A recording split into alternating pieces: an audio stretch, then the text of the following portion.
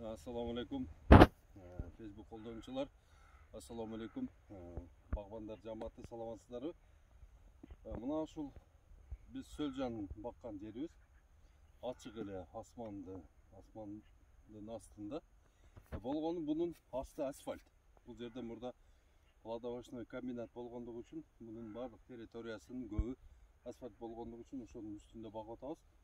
Эми мына азыр январь айы мынандай кылып кыкты биз 2 метрдей кылып үйүп үстүнө мына самандан жаап салып койдук эле. Мына азыр жакыныраак келип барсаңыз, мына Сөлжандар.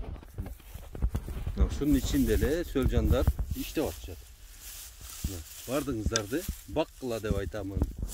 Сөлжандардын ден соолуктары жакшы. Мына Красный Калифорнийский Сөлжан.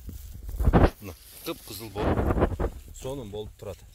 Мына оштун территориясында бизге көп деле жылуулуктун кереги жок экен. Ушундайды кайра жакшы көрөт экен Сөлжан. Сөлжандардын өзүнүн состояниясын көрүңүздөр. Аябай жакшы, чоң, ишке жарамдуу, ден соолугу жакшы дагы беле белгилеп кетейин. Мына болгон эле мына ушул саманды үстүнө жабасыздар. Ушул жерде иштей берет. Мына көрүңүздөр дагы мына. Мындай болуп жиш жайланышкан. Мына азыр уже мына жерлердин көбүн уже переработка кылып коюптур. Көрүңүздөр туугандар.